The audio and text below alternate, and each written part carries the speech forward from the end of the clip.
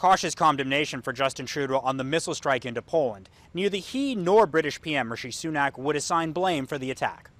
We shared a number of things with the Ukrainian foreign minister, but the important thing is to allow the investigations to go forward and find out exactly what happened. The Polish attack led to a last-second meeting at the G7 with NATO countries joining as well, discussing the issue, and that meeting lasted about an hour, right after U.S. President Joe Biden came out and suggested the missile that hit Poland didn't come from Russia.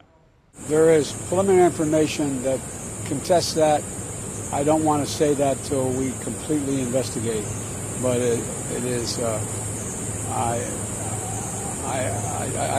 unlikely in the minds of the trajectory that it was fired from Russia, but we'll see. Based on what we so far know, this is most likely Ukrainian air defense systems or missiles. But again, this is not Ukraine's fault.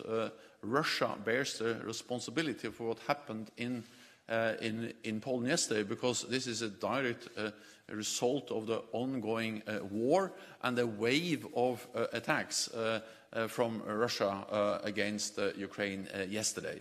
The one country that could help end the war in Ukraine is China, and for the second day in a row, Justin Trudeau spoke with Chinese President Xi Jinping at the closing session of the G20. But this time, the tone was terse. Xi complained directly to Trudeau about his office sharing details of their previous conversation. Everything we discussed has been leaked. Everything that has been discussed has been leaked to the papers. That's not appropriate, said Xi through a translator. Trudeau then cuts off the interpreter.